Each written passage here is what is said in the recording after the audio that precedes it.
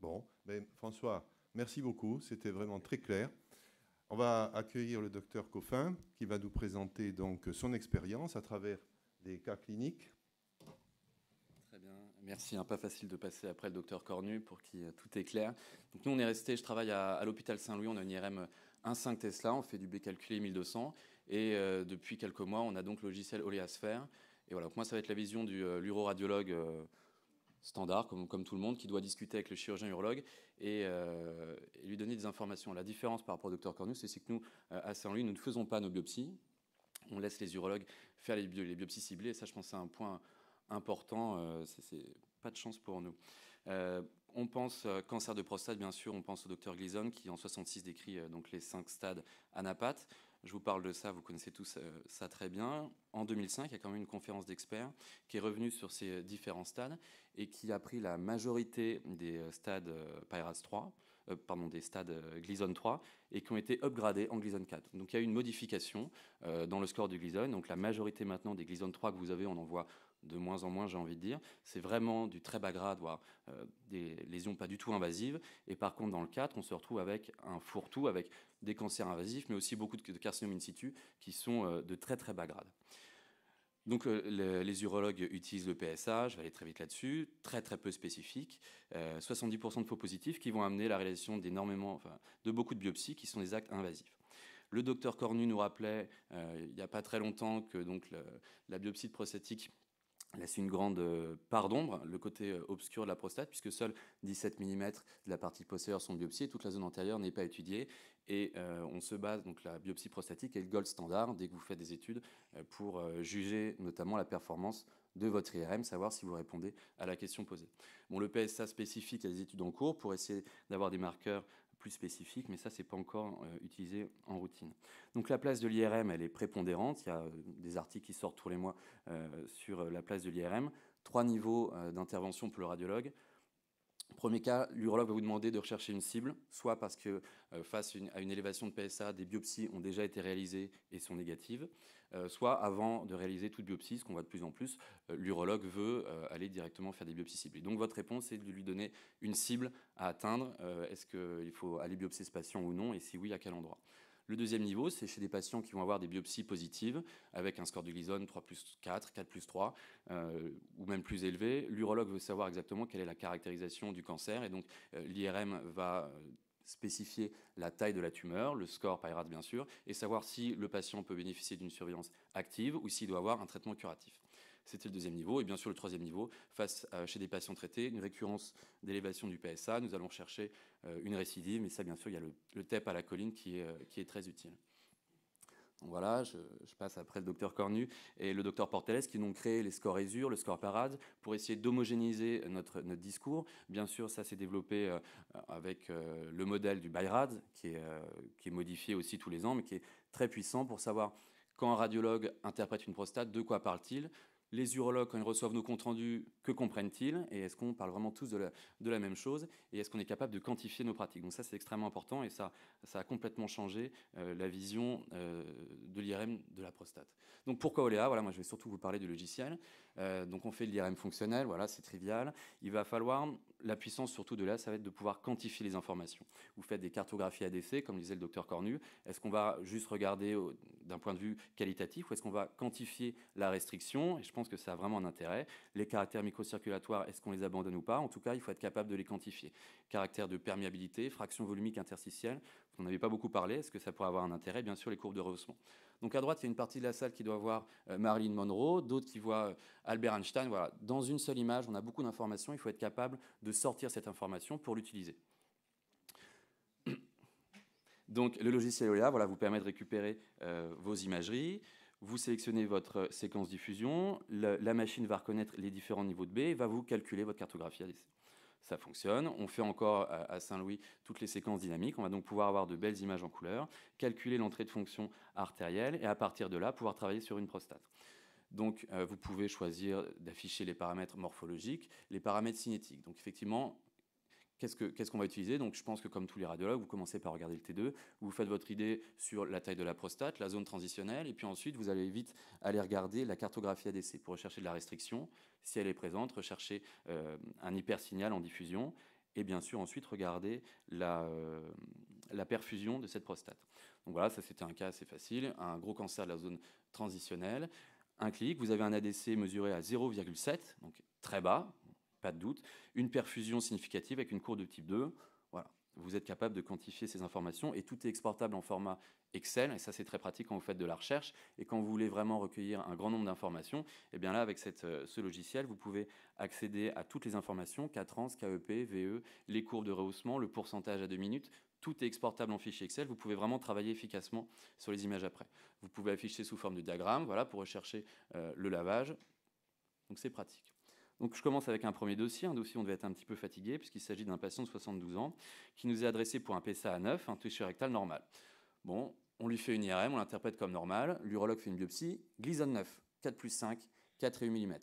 A priori, on n'a pas été bon, on regarde l'IRM, donc là je l'ai téléchargé avec le logiciel OEA, effectivement, on a complètement raté. Au niveau de l'apex gauche, je pense que vous voyez peut-être une petite anomalie, alors en T2, c'est pas très franc, voilà, c'est ce que j'appellerais le PyRAS 3, il y a une zone, il y a une asymétrie, c'est pas vraiment une masse, c'est un hyposignal T2 modéré, on a du mal à le délimiter, on est dans la zone périphérique, je ne sais pas ce que c'est. Je regarde ma cartographie ADC, j'ai une petite plage de restriction. Bon. Et sur ça, c'est le B calculé 1200, absence d'hypersignal. Donc moi, je n'avais pas encore la version PyRADS 2. En tout cas, on va faire une mesure à l'intérieur. On calcule notre ADC qui est inférieur à 1200. Moi, c'était le cutoff que je prenais. Donc on a un ADC ici à 1,02. Et clairement, sur les images de perfusion, un rehaussement très franc, très focal, qui aurait dû nous attirer l'œil. Et voilà, ça correspond à la zone qui a été biopsiée. C'était un score assez élevé, même si la diffusion n'était pas significative. Par contre, la restriction de la cartographie ADC était assez franche. On aurait dû tilter en faisant une mesure avec vraiment une restriction significative. C'était une erreur. On va essayer d'être meilleur sur les dossiers qui suivent. Donc, deuxième patient, un patient de 64 ans, des biopsies par son neurologue favori, qui retrouve du Gleason 6, 3+3, c'est une chance, un PSA qui est à 4,6, donc inférieur à 10 ou inférieur à 15, ça dépend des études pour la surveillance active. En tout cas, l'urologue nous l'adresse pour décider de mettre en place ou non une surveillance active. Très bien, une prostate de 50 grammes, l'imagerie de bonne qualité, toc. Et donc là, on est au niveau médian ou apical, et vous voyez qu'en base droite, sur l'image à droite en T2, il y a une image qui vous attire l'œil. Très clairement, dans la zone périphérique, il y a un nodule en hyposignal T2. À gauche, on en a un autre qui est un petit peu moins limité. On va s'intéresser à celui qui est à droite. Vous regardez la cartographie ADC. Bon, il y a une boule noire, une restriction. Sur l'image en diffusion, c'est blanc. Donc là, pour l'instant, ça remplit tout ce qu'on aime bien voir. En T2, on le code PyRADS 4, un nodule en hyposignal franc. En diffusion, restriction avec hypersignal. À l'époque, on n'avait pas la notion de taille, donc on le codait PyRADS 5. Et la perfusion va tout à fait avec ce que vous retrouvez, avec ici une image en bas à gauche sur le pic de rehaussement. Donc voilà, vous avez un ADC qui est calculé à 1,01, une absence de lavage, mais un rehaussement qui est net. Et très clairement, on décrit donc cette lésion au niveau de l'apex. Et juste en dessous, il y a cette lésion qui se continue avec les mêmes paramètres. Donc voilà, on répond à l'urologue. Une cible apicomédiane droite postérieure. On donne les secteurs avec le schéma fourni à l'urologue pour pas qu'il se perde. On la code PyRADS 4 en T2, PyRADS 5 en diffusion avec un ADC que j'avais recalculé à 0,9 et un rehaussement focal. Donc, c'est un patient qu'on ne va pas laisser de côté pour une surveillance active parce qu'on se dit que Gleason 6, ça ne colle pas tout à fait avec l'imagerie qu'on retrouve. Même si on n'a pas encore trouvé de seuil pour faire de l'anapathe sur l'imagerie, on va refaire des biopsies ciblées. Cette fois-ci, on retrouve du Gleason 7, 3+4, avec un score 4 retrouvé sur 20 à 30% du volume tumoral. Donc là, on est un petit peu remonté dans l'estime des urologues. On a été bon, on a changé la prise en charge du patient et c'est exactement ce qu'on nous demande. Voilà, un troisième patient, monsieur B, 69 ans, toujours pareil, une biopsie qui retrouvait du Gleason 6 et le patient est surveillé par son urologue avec un PSA à 5 en 2011 et puis qui augmente en 2013, 11,7, recontrôlé à 10,9. Très bien, l'urologue nous l'envoie pour faire une imagerie. Alors, l'imagerie n'est pas exactement dans l'axe de la prostate, c'est pour ça qu'en haut à droite, vous avez une image un petit peu impressionnante, mais qui est de la zone fibromusculaire. Donc on va l'oublier. Et, voilà. Et on retrouve une cible dans le secteur 4P avec un hypersignal T2, bon, côté PyRADS 4. En diffusion, un hypersignal diffusion, une restriction qui est calculée ici à 0,8 et une perfusion qui montre un rehaussement focal significatif. Bon, on continue de regarder. Une deuxième cible au niveau de l'apex, donc dans le secteur 6A et 6P. On la voit très très bien sur la cartographie ADC, sur votre écran qui est meilleur que le mien en T2, on la voit bien. Elle a un contact avec la capsule qui fait moins d'1 cm.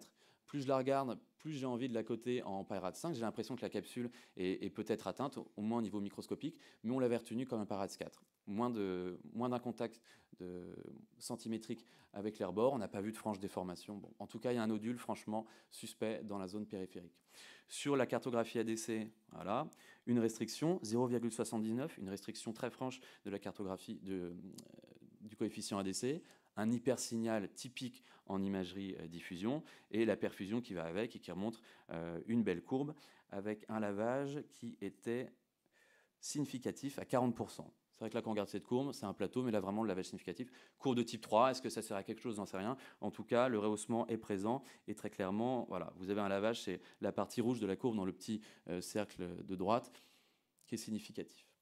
Donc voilà, je reviens là-dessus. Donc si vous faites juste donc, de l'imagerie, que vous parlez avec les urologues, bon, bah, c'est très bien, c'est utile. Si vous voulez quantifier toutes ces données, mettre en place une étude, Olea, c'est un logiciel qui va vous permettre de recueillir toutes les informations et pour pouvoir travailler dessus après, c'est vraiment très pratique. En un seul clic, vous disposez de tous les paramètres morphologiques, cinétiques et de diffusion. Voilà, si vous préférez, effectivement, avant, on avait le droit d'avoir de très belles cartographies couleurs par le docteur Cornu. Vous avez aussi le droit de le faire, avec ici le wash-in, le wash-out, qui sont bien visibles dans les images en bas à gauche et à droite. Mais surtout, l'intérêt, ça va être de quantifier ces anomalies pour essayer, au final, de trouver un seuil pour nous faciliter la vie. C'est peut-être ça le futur. Donc ça, c'était juste l'ANAPAD qui avait inversé la droite de la gauche. L'ANAPAD, c'est le gold standard, mais il y a aussi des erreurs. Donc il faut garder confiance dans notre imagerie IRM et pas se laisser démonter par nos amis urologues. Quatrième dossier, patient 74 ans, PSA à 6, biopsie en 2012, Gleason 7, 3+4 avec un engainement périnerveux. Voilà, donc là, l'urologue veut savoir exactement quelle est l'atteinte au niveau de la prostate. Et donc, on réalise une IRM avec ici, en imagerie T2, une zone transitionnelle pathologique au niveau antérieur et latéralisé à droite et une zone périphérique pathologique aussi. Donc, vous mettez deux cibles, la cible 1 dans la zone transitionnelle. Donc, comment est-ce qu'on l'aurait coté? Il y a vraiment une plage en hyposignal T2, mal limitée, qui doit faire à peu près 15 mm. Je l'aurais coté par RATS 4. Peut-être que Dr Cornu l'aurait mise en 3 et aurait ensuite regardé le reste de l'imagerie. En tout cas, quand on regarde la cartographie ADC, il y a une restriction, mais qui n'est pas franchement significative par rapport à l'autre côté qui ressemble à l'adénome normal. Donc c'est assez rassurant. En diffusion, un hypersignal qui n'est pas majeur. Hop là. Donc, a priori, quelque chose de pas trop inquiétant. Par contre, dans la zone périphérique, vous avez un nodule qui bombe un petit peu, qui est en hyposignal T2, qui n'est pas très bien limité. On aurait pu avoir un nodule beaucoup plus circonscrit. En tout cas, il y a une restriction de la diffusion et un hypersignal de diffusion très très fort. Donc ça, c'est une cible qui vous saute aux yeux. Vous calculez votre ADC, il est calculé à 0,8, si j'arrive à lire, c'est tout petit. Une restriction significative, un rehaussement focal franc bien mis en évidence ici sur les cartographies couleurs. Donc ça, c'est une très bonne cible. Bon, on continue de regarder. Sur la zone moyenne à gauche, on retrouve une anomalie en hyposignal T2 qui correspond à un nodule bien visible, côté probablement par RATS 4, une restriction de la diffusion avec un hypersignal diffusion. Ça, c'est une très bonne cible. Puis si vous regardez à droite, vous avez, sur la cible qui s'appelle ici la cible 4, donc sur la partie latérale droite de la zone périphérique, un petit nodule avec quelques irrégularités en périphérie. Est-ce qu'on est vraiment face à une cible? Est-ce que c'est une participation inflammatoire associée? Il y avait une petite restriction de l'ADC que vous pouvez coter, avec un ADC calculé à 0,95, une restriction significative, et une absence d'hypersignal diffusion. Donc là, j'ai un petit peu joué avec les contrastes pour faire d'autres images. Bon, ça semble se rehausser, mais c'est nettement moins significatif que l'autre côté. On avait un doute sur la base droite, pardon. Le patient a été opéré, et on a retrouvé sur tout le lobe gauche et sur les deux tiers inférieurs du lobe droit du cancer, donc sur toutes les cibles qu'on visualisait, avec 10% de Gleason 5, probablement corrélé, nous qu'on voit une restriction de la diffusion très marquée, on espère qu'on va trouver un score de Gleason élevé. Et la base de la vésicule séminale droite était saine, fibreuse. Voilà, patient de 81 ans, PSA à 24, 3 séries de biopsies prostatiques négatives. C'est un dossier intéressant. Pauvre monsieur, on continue de lui faire des biopsies. Il retourne voir son urologue. Voilà. Donc vous commencez avec un gros adénome prostatique.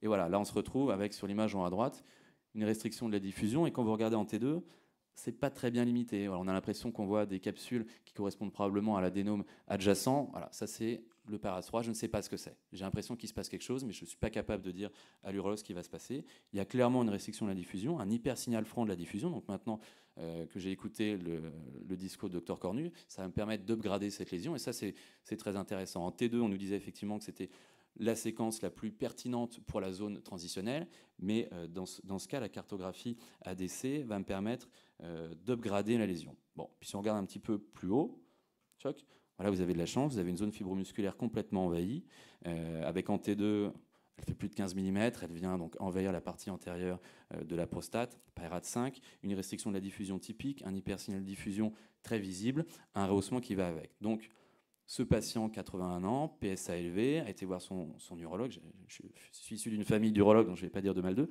3 séries de biopsies, toutes négatives, avec un énorme cancer de la zone antérieure, le côté obscur de la prostate, qui n'était pas du tout étudié. C'est dommage. J'aurais bien aimé voulu vous parler du score de Gleason qu'on a retrouvé là-dedans, sauf que le patient a fait tellement de complications infectieuses après sa dernière biopsie qu'on n'a pas pu refaire de biopsie. Donc là, clairement, c'est un échec de la prise en charge de ce patient. On aurait fait l'IRM, on aurait dit à l'urologue, clairement, l'anomalie, elle est très, très antérieure. Ça doit être compliqué à aller biopsier, mais c'est ici qu'il faut aller mettre l'aiguille pour pouvoir répondre à la question qu'on se pose pour ce patient. Je continue encore. Donc, un dossier, patient 84 ans, PSA extrêmement élevé, 1250, hématurie, un T3 bilatéral. Bon, l'urologue sait que c'est catastrophique. La biopsie retrouve du Gleason 8. Bon, l'IRM est complètement corrélé avec l'imagerie. Vous avez ici un apex gauche complètement envahi qui vient refouler le rectum. Une restriction de la cartographie ADC avec un EDC qui est mesuré à 0,67, je crois. Hypersignal diffusion, rehaussement franc. Bon, on sait que c'est du Gleason 8. Voilà, l'intérêt de l'IRM, c'est de faire un petit peu l'étendue des dégâts. Vous voyez que la tumeur va envahir la zone transitionnelle, la zone périphérique droite, et remonter doucement mais sûrement vers la vésicule séminale. Bon, c'est un patient qui a, sur cette image, vous voyez bien aussi l'effet de masse sur le rectum. C'est un patient qui a été traité par hormonothérapie. On savait dès l'examen clinique que c'était un cancer invasif extensif, mais l'IRM a aussi sa place pour permettre en RCP aux urologues de prendre les bonnes décisions pour ces patients. Voilà, j'ai d'autres dossiers, je ne sais pas s'il reste du temps si vous voulez qu'on continue, ou augmentation du PSA, toucher rectal normal, on nous demande de rechercher des cibles. Donc là, c'est ce qu'on aime bien retrouver, une zone périphérique confortable, très blanche, c'est très facile d'aller regarder le nodule en hyposignal T2, donc vous avez ici un nodule, côté PIRADS 4, très bien limité, une restriction du coefficient ADC mesurée à 0,57, très grosse restriction, un hypersidiffusion franc, qu'on code PIRADS 5. À l'époque, on n'avait pas la notion de taille. Je suis vraiment désolé de vous raconter des choses qui sont plus à l'ordre du jour. J'aurais dû remettre ma présentation à jour dans les secondes qui précédaient. Un rehaussement typique avec un lavage, un rehaussement de type 3. Est-ce que ça change quelque chose? De toute façon, il y a un rehaussement focal et clairement, c'est une très bonne cible. 4 ans CKEP, voilà, c'est encore des marqueurs de perméabilité. Est-ce qu'on doit les utiliser ou pas? Est-ce qu'il y a des études qui montreront que c'est utile? A priori, le docteur Cornu nous dit qu'avec l'IVIM, ça va peut-être être abandonné. Bon. Et au niveau anapath, donc l'urologue a réalisé 12 biopsies, plus 3 biopsies dans la zone ciblée, c'est du Gleason 8, 3 plus 5, ce qui colle bien le fort contingent Gleason 5 avec la restriction forte en ADC. C'est un patient qui a une radio-hormonothérapie sans curage. Je vais peut-être passer, bon voilà encore un dossier, engainement périnerveux, voilà. L'IRM permet de voir la cible, le bombement sur la capsule, discret hyposignal T2, mais on voit quand même la lésion, une restriction de l'ADC, un franc hypersignal diffusion. Là, c'est intéressant de voir que quand nos amis urologues ne biopsient pas avec le côté inverse de la fourchette, la perméabilité ici là, vous montre le saignement, et donc c'est un peu, on voit bien que le cancer ne saigne pas. La seule zone qui n'est pas en hypersignal T1 correspond au cancer qu'on visualise bien sur les autres séquences. Voilà, un ADC à 0,8, PIRADS 5 en T2, PIRADS 5 en diffusion, un rehaussement de type 2, avec le bombement capsulaire et donc l'engainement périnerveux qui était connu. Pour finir, donc, nous, on travaille donc avec une équipe d'urologues très sympathique. Depuis la création du score ESUR et PIRADS, on a modifié notre discours avec eux, on leur a expliqué ce que c'était. Chaque patient va bénéficier d'un compte-rendu standard avec un compte-rendu schématisé, précisant en fonction de la position de la lésion, et le score PIRADS sur chacune des séquences. T2, diffusion, rehaussement. Nous n'utilisons pas le score ESUR, on ne fait pas de score PIRADS additionnel pour avoir un discours compréhensif avec les urologues. Quand on leur dit PIRADS 3, c'est écoute, là je ne sais pas ce que c'est. PIRADS 4, c'est très probablement du cancer, enfin c'est probablement du cancer, et PIRADS 5, c'est un cancer avec envahissement capsulaire. Très probablement, et d'ailleurs il y a des papiers qui l'ont montré, le fait d'utiliser un score sera plus sensible, donc le score PIRADS additionnel sera beaucoup plus précis que le score Likert que nous utilisons. Mais néanmoins, c'est plus facile pour communiquer avec des chirurgiens, de leur donner une réponse claire qui est collée sur le BI-RADS de la scénologie. Mais pour faire des études, je pense que le fait d'utiliser des scores et encore une fois de pouvoir quantifier toutes les anomalies que vous visualisez permettra de mettre en place probablement des seuils et de savoir à partir de quand vous pouvez clairement affirmer que vous devez trouver un Gleason de haut grade, pousser vos urologues à refaire des biopsies, ou si c'est vous-même qui faites les biopsies, refaire une biopsie quand vous avez un score de Gleason qui semble beaucoup plus faible par rapport à l'imagerie que vous trouvez. Donc ça, voilà, l'intérêt de la radio-intervention, c'est de faire des biopsies ciblées. Essayer d'aider nos amis urologues à diminuer le nombre de biopsies, puisque l'IRM a l'air d'être un outil très efficace pour voir les zones pathologiques. Et juste pour vous poser aussi une question, les cas que je trouve les plus compliqués, c'est clairement la zone transitionnelle, le PAERAS 3, je ne sais pas ce que c'est. Est-ce que la spectroscopie aura un intérêt? On n'en a pas parlé du tout, le docteur Cornu ne nous en parle pas. Et sur les caractères microcirculatoires, c'est vrai que l'IVIM a l'air d'être très intéressant, mais est-ce que la fraction volumique interstitielle n'aurait pas un intérêt en reflétant elle aussi le contingent microcirculatoire, la population extracellulaire, pour voir si on est face à de la prostatite qui, j'imagine, est beaucoup moins dense que du cancer? Donc est-ce qu'il faut abandonner l'imagerie paramétrique dynamique, s'intéresser uniquement à la première partie de la courbe, ou est-ce qu'on a encore un avenir sur les marqueurs de perméabilité? Je vous remercie. Merci beaucoup, merci Alexandre pour ces magnifiques images qui sont faites, je pense, avec... C'est un 1.5 ou un 3 Tesla? Alors on a une 1.5 Tesla. 1.5 Tesla sans antenne endorectale, avec Sans des rectums antenne. vides. Comment en fait, fais-tu pour avoir la Alors si vacuité vraiment on rectale? a un problème, on va leur faire un lavement. Mais dans Oui. la majorité des cas, on n'a pas eu de problème d'artefact. Bon, pas d'artefact de mouvement, enfin on a des images. Non, les images que je vous montre, montre, c'est celles qu'on a en... Alors, j'ai envie de te poser la question, par rapport à ce que tu avais avant, parce que quand tu n'utilisais pas ce logiciel et maintenant, Ouais. qu'est-ce qui a changé en fait? Ce qui a changé, c'est parfois avec le pack standard, on ne pouvait pas avoir de mesure du coefficient ADC significative. Donc il y avait une zone de flou qui restait, qui était assez importante. Clairement, avec ce logiciel, tout est quantifié dès que vous faites une mesure. Et c'est vrai qu'à force, plus vous regardez vos mesures et plus vous avez l'impression qu'il y a vraiment des seuils importants. Quand vous regardez vos dossiers, les Gleason 4, Gleason 5, vous voyez qu'il y a des différences en termes d'imagerie. Oui, parce que tu places un ROI sur la diffusion et tu sais où il est pour faire la courbe, c'est ça? Exactement. Ah oui, d'accord, ce qu'on ne peut pas faire autrement. Et le rapport de synthèse, tu utilises la fonction? Alors là, je ne l'utilisais pas parce que le rapport de synthèse développé par Olea, c'était un rapport additionnel. Et comme je vous l'expliquais, on voulait vraiment avoir un discours qui est peut-être encore un peu faux, mais clair avec les urologues. Simplifié, 1, 2, 3, 4, 5. Donc on n'utilisait pas le score additionnel.